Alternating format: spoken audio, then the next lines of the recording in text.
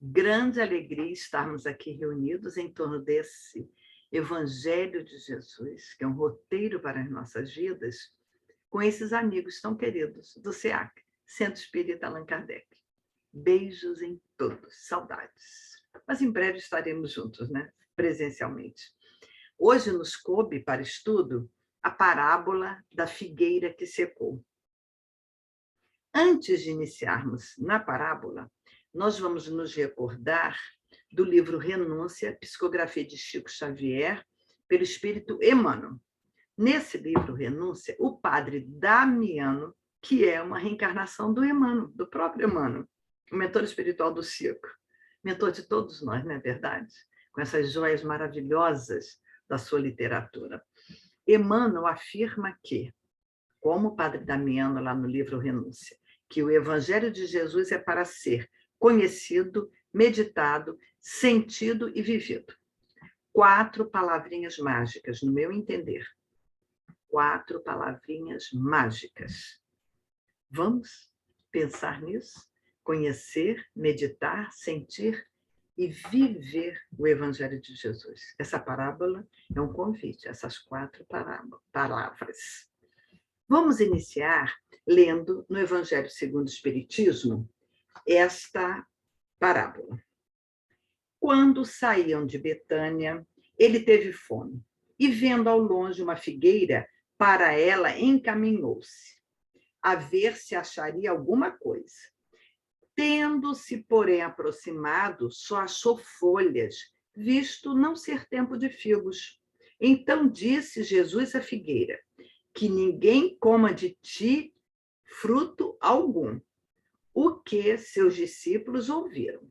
No dia seguinte, ao passarem pela figueira, viram que secara até a raiz. Pedro, lembrando-se do que dissera Jesus, disse: Mestre, olha como secou a figueira que tu amaldiçoastes. Jesus, tomando a palavra, lhes disse: Tende fé em Deus.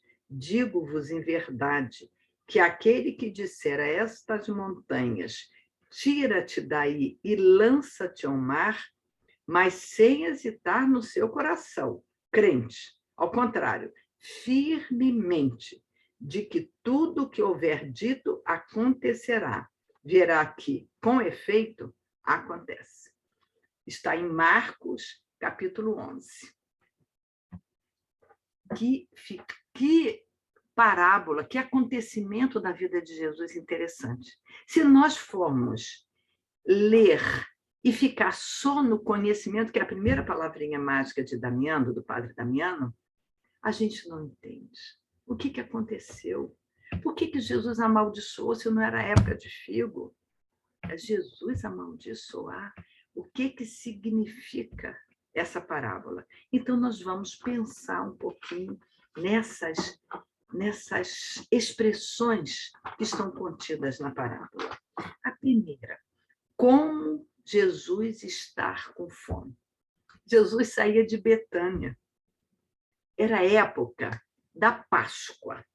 Em Jerusalém é uma festa, né? O povo todo acorria a Jerusalém para ir para o templo, era a festa da Páscoa. A cidade estava um tumulto só. Aí Jesus, nessa época, tinha ido a Jerusalém, mas foi dormir em Betânia, na casa de Lázaro, Marta e Maria. Amigos, fraternos, que comungavam ideias, pensamentos com Jesus. Amigos verdadeiros, de sintonia espiritual. Que maravilha, né? E Marta, aquele símbolo da mulher trabalhadora. Lembra da história? Que Maria ficou com a melhor parte? Mas Marta simboliza a mulher trabalhadora. Como eles deixariam Jesus sair de sua casa sem se alimentar, sem uma refeição ali de manhã para seguir a pé até Jerusalém? Aí já é a primeira não compreensão do texto. Como que Jesus estava com fome? Não poderia estar com fome. Jesus com certeza se alimentou muito bem na casa de Lázaro, Marta e Maria. E aí nós perguntamos, fome de quê? Fome de resultados espirituais no homem, em cada um de nós. Era isso que Jesus sentia fome, porque recebemos tanto. Somos abençoados com tanta informação, com tanto esclarecimento. E qual o resultado disso? Qual o resultado que estamos oferecendo ao mundo, oferecendo a nós mesmos para o nosso progresso espiritual? Não é? Então, a gente fica pensando por que que Jesus falou aquelas palavras também. Ele procurava resultados espirituais. Naquela época que Jesus estava ali, se era Páscoa, era final de março e início de abril. Não era época de figo, com certeza. Então, como amaldiçoar a figueira também? Como amaldiçoar uma figueira se não é época de figo, não é tempo do figo, da fruta, né? Parece incompreensível na visão intelectual. Uma parábola vivida, não é só contada, essa parábola foi vivida, mas tem que ser vista, entendida, meditada como uma parábola espiritual, um sentido espiritual para essa parábola. Só assim ela pode ser entendida. Por que que Jesus ia amaldiçoar se não era tempo, né? É uma parábola dirigida a nós homens, a cada um de nós. E por que que fala que são homens com muitas folhagens, com aparências? Quando você vê muitas folhagens, você imagina, essa árvore está com frutos. É a expectativa que cria. E quando você olha, na essência não tem frutos. Muitos homens são assim, somos assim. Aparência de muita sabedoria, são as folhas, só aparência. Mas, na essência, não oferecemos resultados espirituais. E é o que Jesus procurava. É o sentido desta parábola de Jesus. O que temos para oferecer. Quando temos muitas folhas, essas folhagens todas, mas sem frutos, são homens espiritualmente sem frutos. E quando fala que a figueira secou até a raiz, esse homem de aparências, mas que na sua essência está estéril, está sem produzir frutos, o livro dos Espíritos, desculpe, o Evangelho segundo o Espiritismo, aqui na lição, no capítulo 19, dá alguns exemplos e menciona os oradores. E nós pensamos até nos oradores espíritas, né? Da nossa militância religiosa, de qualquer religião, de qualquer sistema filosófico, que falam, mas só folhas, só aparências. O que trazem de dentro de si, do seu coração. Qual a mensagem que fala diretamente das leis de Deus, que nos aproxima das leis de Deus. Que conteúdo, que fruto é esse? Que fruto espiritual nós, homens, estamos oferecendo? E quando ele fala dos oradores, deve ser uma coisa muito comum. Pessoas que falam até bonito, mas as aparências, sem nenhuma profundidade, sem nenhuma essência espiritual. E Kardec menciona também os médiuns, que os médiuns têm por missão oferecer o alimento espiritual. Essa é a missão do médium, trazer da espiritualidade para nós aqui encarnados essa revelação do mundo espiritual, da verdade que nos faz homens melhores, que nos faz processar uma transformação em nós para melhor. Se o médium não está fazendo isso, mas está fazendo aquela aparência, né? Eu sou médium e fala bonito, mas não tem conteúdo, porque não tem em si essa essência. Aí vai produzir frutos. Só aparência são só folhas. Fala também nas doutrinas religiosas, doutrinas filosóficas, que também só trazem aparência, com milhões de seguidores. Né? Agora a moda é seguidores. Quantos seguidores você tem? Interessante isso. A pessoa já pergunta para o outro, quantos seguidores você tem? A gente não precisa de seguidores. Nós precisamos seguir Jesus. Ele que é o nosso modelo e guia. Né? E essas doutrinas têm uma aparência para conquistar seguidores, mas essência, frutos, estão carentes de frutos. Fala também nas nações. Quantas nações receberam tanto? A própria nação de Israel, né? Onde Jesus viveu, onde Jesus nasceu, onde Jesus militou no início, ali junto, né? Encarnado aqui na Terra conosco, Jesus estava ali junto desta nação, dos filhos de Israel, que receberam tanto. O Velho Testamento é um depositório de mensagens da espiritualidade, profetas, Moisés que trouxe a ideia do Deus único, mostrando a esse povo o valor do reconhecimento do Deus único. Recebeu tanto o povo, tanta folhagem, tanto conhecimento. Mas e o resultado do povo? O que esse povo estava fazendo com Jesus? Esse fruto que já deveria estar aparecendo nessa árvore da figueira, porque é uma representação do povo de Israel no Velho Testamento, a figueira. Então, a gente pode usar esse símbolo mesmo, né? Da nação de Israel, a figueira. Recebeu muito, a folhagem majestosa. Mas e os frutos? Quais os frutos que estavam sendo colhidos ali, oferecidos pelo povo de Israel? E nós nos lembramos aqui do nosso Brasil. Recebemos aqui no Brasil, transplantada para o Brasil, a árvore do Evangelho.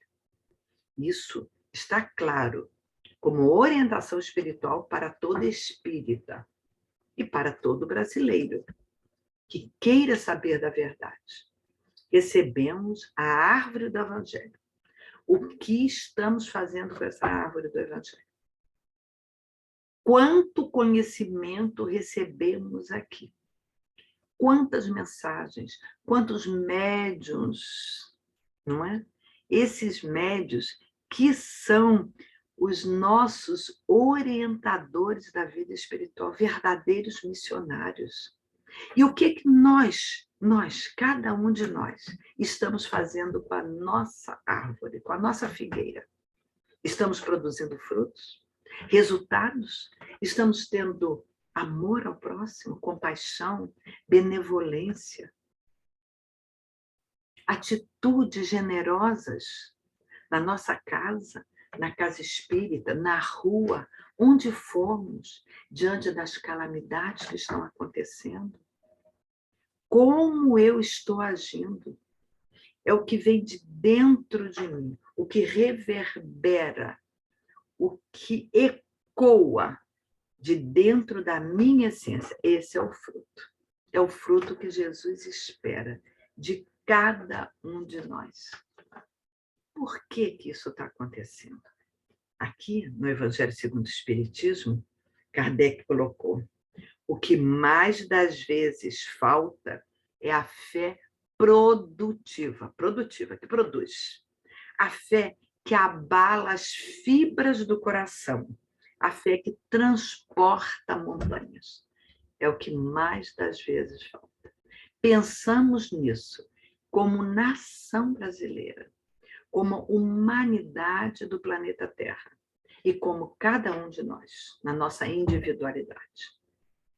O que nos falta é a fé produtiva, não é uma fé morta, é uma fé produtiva, a fé que abala as fibras do coração, a fé que transporta montanhas, que transporta as montanhas das dificuldades que surjam, mas que nós possamos transportar essas montanhas, clareando os nossos horizontes, vendo à frente a aurora maravilhosa, maravilhosa do brilho de Jesus, nosso modelo e guia, nos orientando, nos mostrando.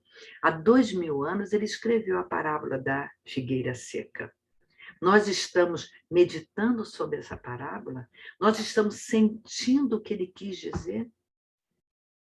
São as palavrinhas mágicas do Padre Damiano. Seguindo essa orientação, nós vamos ver também, fazer uma reflexão, quando fala que encontraram, né, depois a figueira seca até a raiz. Seca até a raiz, nós podemos usar como um símbolo dos processos dolorosos. É o momento que a pessoa seca. Tem aquele momento que fosse como terminam as energias. A gente vê isso. Nós temos uma necessidade evolutiva. O progresso, a lei de progresso, é uma necessidade nossa, de cada um de nós. Todos nós estamos sujeitos à lei do progresso. Então, nesse momento em que secamos até a raiz, é o momento dos processos dolorosos e processos de reparação. Alguma coisa fizemos. Quando vemos também até uma outra pessoa, pode servir de exemplo para a gente.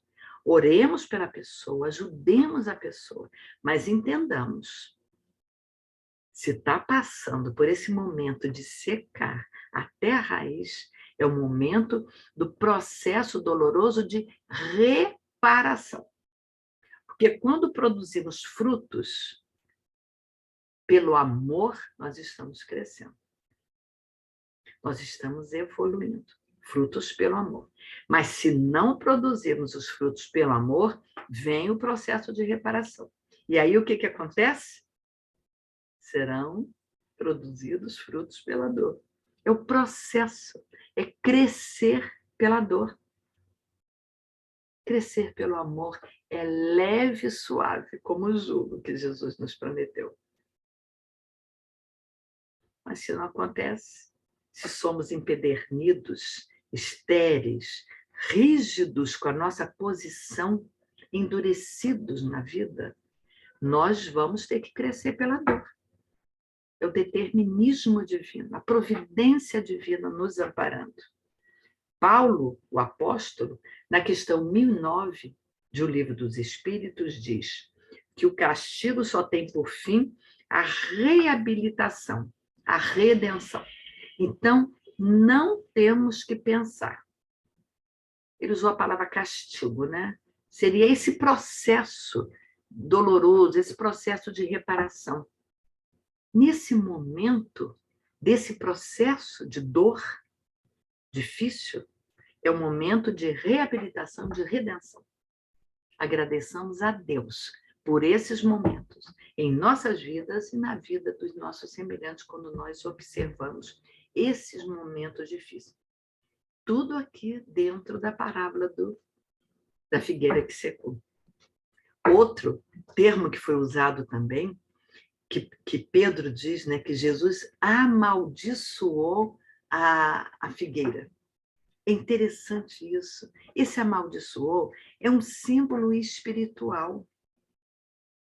É o homem espiritualmente estéril, como aquela figueira.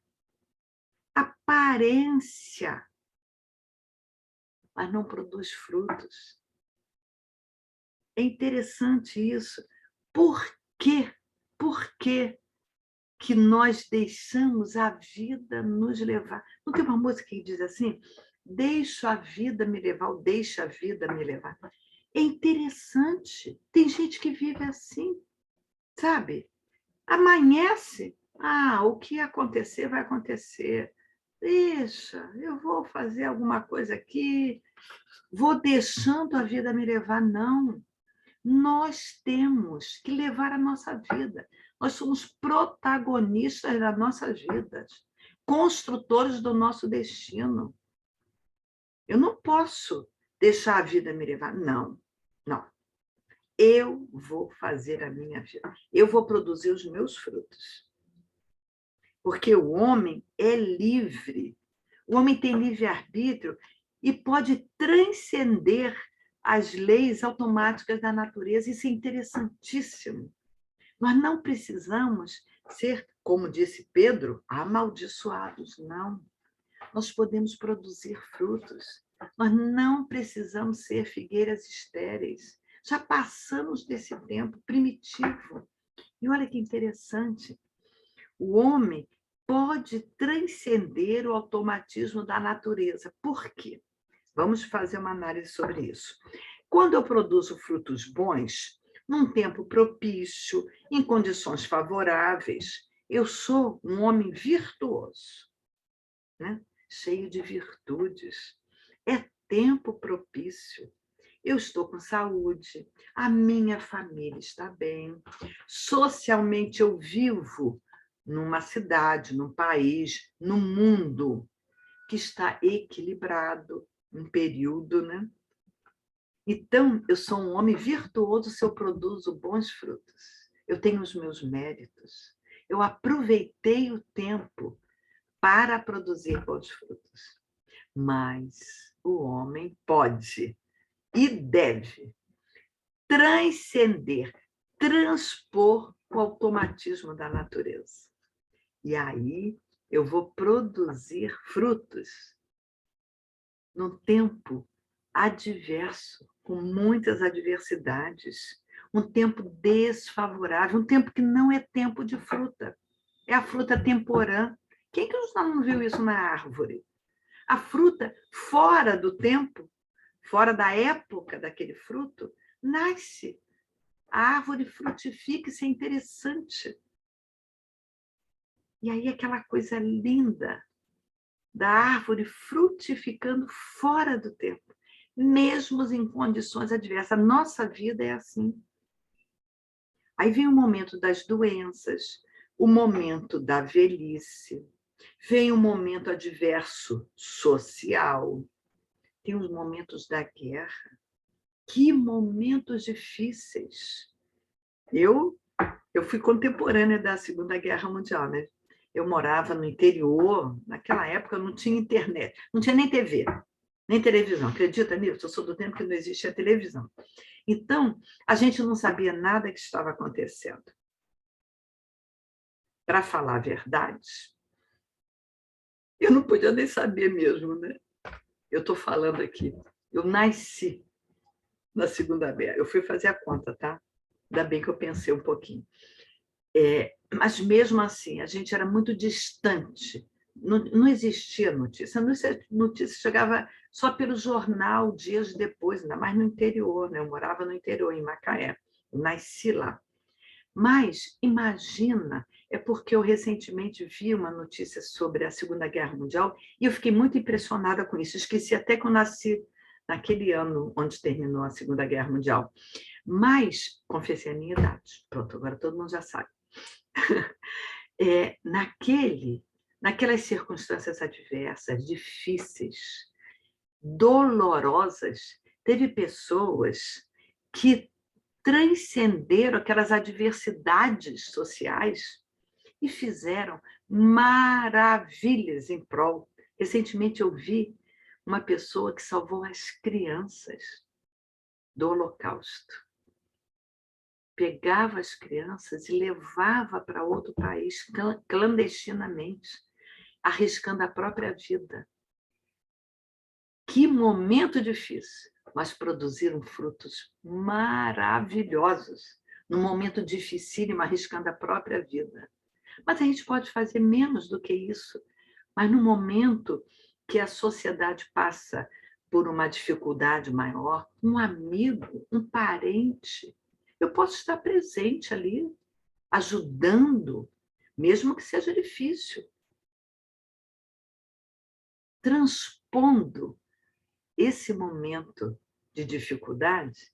Aí o Berto Roden, fala que são as pessoas crísticas. É o homem crístico. Imagina. É mais do que virtuoso. Transpôs a adversidade.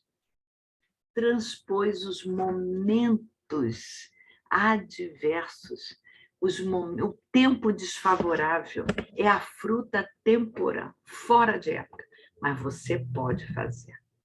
E é um momento maravilhoso de crescimento enorme.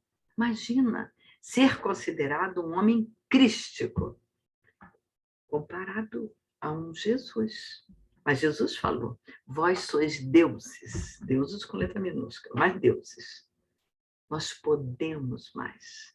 Por isso que os espíritos aqui falam, na fé produtiva, a fé que abala as fibras do coração, a fé que transporta montanhas, que transporta esses momentos difíceis, essas adversidades, e vislumbra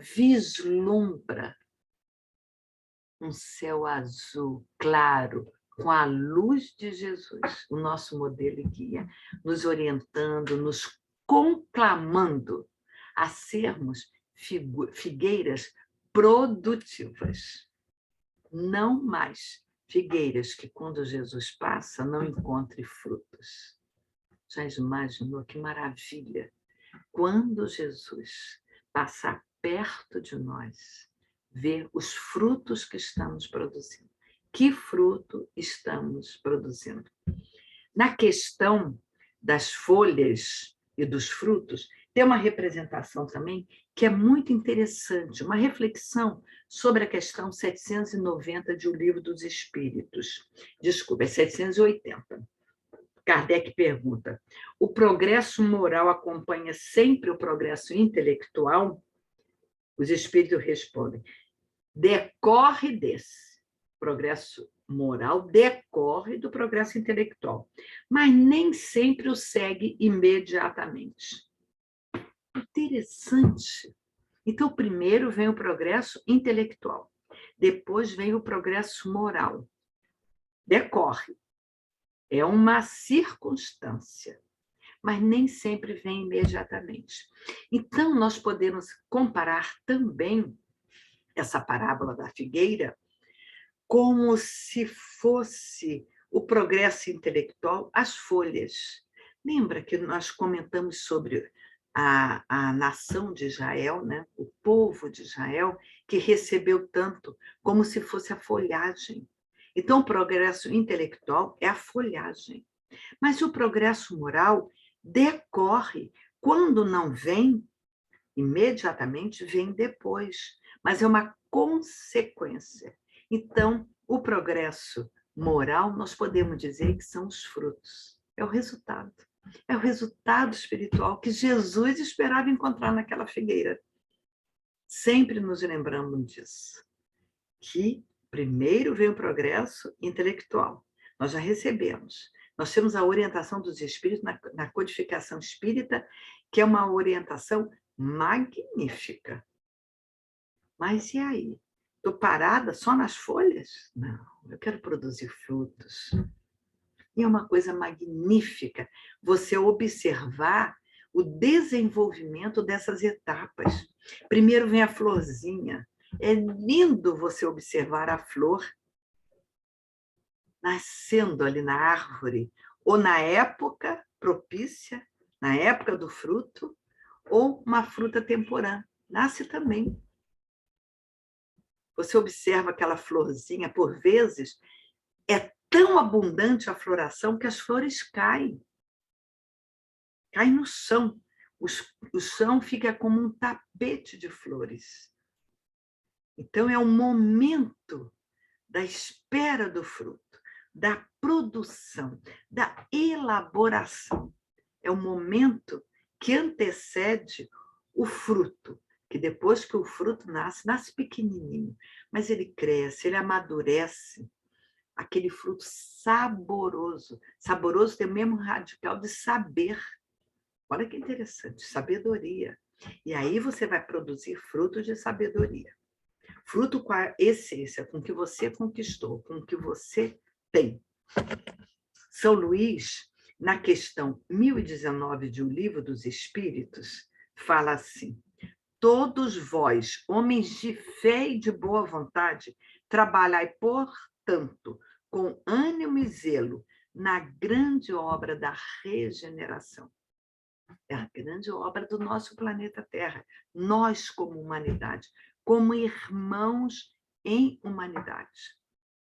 É um convite de São Luís. Trabalhai, portanto, com ânimo e zelo na grande obra da humanidade, homens de fé e de boa vontade. Aqui é a frutificação para a transformação do nosso mundo, a transição planetária. Mudarmos para um mundo de regeneração, sendo figueiras, sendo homens, ou virtuosos, ou até crísticos, mas produzindo bons frutos, crescendo na direção da luz, na direção de Jesus.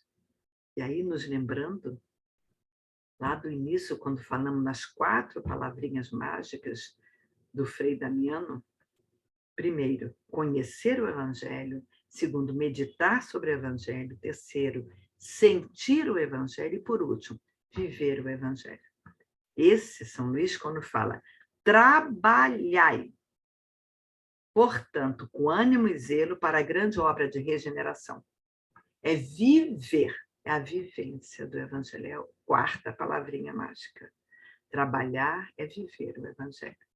Que Jesus, o nosso amado mestre, nosso modelo e guia, com tanta orientação que ele nos deixou, todas as orientações de Jesus merecem ser meditadas, conhecidas, primeira coisa, mas meditadas e sentidas e, por último, vividas. Vamos viver o Evangelho de Jesus em nossos corações, em nossas vidas. Um grande beijo. Fiquem com Deus.